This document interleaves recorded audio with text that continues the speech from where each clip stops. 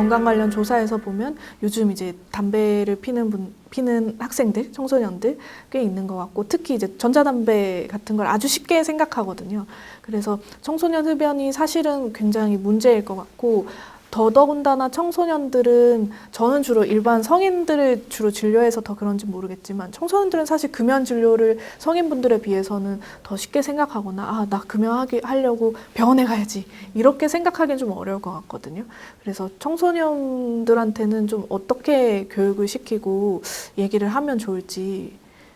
우선 청소년기 같은 경우에는 뭐 정신적으로도 그렇고 신체적으로도 그렇고 아직 성인이 아니기 때문에 덜 컸잖아요, 아이들이. 그래서 다 미성숙하기가 쉬운데, 그래서 정신적으로도 당연히 이제 이런 중독이나 이런 거에 쉽게 조금 더 노출되면 더 중독적으로 사용할 확률이 높고, 그리고 신체적으로도 아직 이제 완전히 성장을 완료하지 않았기 때문에 더 해로운 것들이 더 영향이 클 수밖에 없습니다. 그래서 이런 청소년기에 있어서도 이제 금연이 더욱더 중요하기도 하고, 아까 말씀하셨던 것처럼 특수 집단에 들어가서 당연히 더 해야 되는데, 이제 중요한 것은 이제 아직 우리나라에서는 금연 약물이나 이런 게 청소년 대상으로는 허가된 게 없기 때문에 특히 더 조금 더 상담이나 이런 진료적인 측면에서 강화가 돼야 하는데, 아직 이 점에 있어서는 조금 부족한 게 아닌가 싶습니다.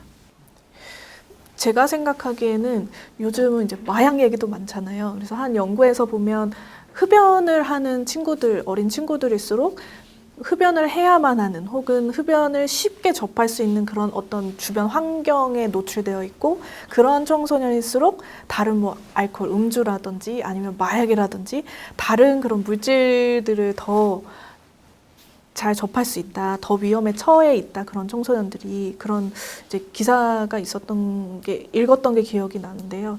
사실은 청소년들이, 제가 생각하기에는 청소년 흡연이 증가되는 것을 막는 것도 굉장히 중요한데, 아예 담배를 시작하지 못하도록, 흡연 자체를 접하지 못하도록, 네, 흡연 예방이 정말 중요할 것 같습니다. 저는 아직 미혼이어가지고 자녀가 없지만, 혹시 교수님께서는 만약에 가정이니까 자녀분들이 이렇게 흡연을 하게 된다, 그러면 거기에 대해서 어떻게 말씀을 해주실? 뭐 어려운 문제인데, 사실은 자녀 교육이 제일 어렵잖아요, 사실은. 마음대로 안 되는 게 또 자녀 문제고 한데, 일단은 어쨌든 이제 나쁜 거는 시작을 안 하는 게 제일 좋죠, 사실은. 제일 베스트 전략이. 근데 만약은 이제 청소년이 만약 시작을 했다 이러면은 일단 성인보다는 끊기가 어려워요. 이제 뇌 조직이 아직 말랑말랑할 때이기 때문에 그때 어떤 나쁜 물질이 들어오면 빨리 중독이 되고, 특히 또 우리 청소년들은 막 호기심이 많고 이렇잖아요. 그러니까 새로운 거에 대한 호기심 때문에 담배가 들어오면 담배에 대한 어떤 담배가 주는 그런 어떤 즐거움, 이런 거에 더 빨리 탐닉이 된다고 돼 있고, 끊었을 때 금단 증상이 별로 없다고 돼 있어요, 아직 그 청소년 때는. 그러니까 끊기가 더 어려운 거죠. 성인하고 좀 다른 부분이 있거든요. 그리고 애들은 또 이렇게, 청소년들은 담배를 피면요 활동력이 더 막 엄청 이렇게 더 증가해요. 근데 어른들은 피면 릴렉스 하잖아요, 이렇게 후 하면서 릴렉스. 근데 이제 그런 효과보다는 오히려 막 이렇게 액티브하게 흥분시키고 이런 게 있어서 청소년들은 조금 더 끊기가 좀 어렵다 돼 있고, 그래서 또 담배와 아까 술 이야기 하셨잖아요. 알코올, 담배와 마약, 이게 훨씬 더 청소년한테서 더 깊게 이제 작용을 하는 거, 서로 이렇게 포지티브하게 긍정적으로 작용한다고 그렇게 알려져 있거든요. 그래서 참 어려운 문제다. 그래서 예방이 더 중요하다.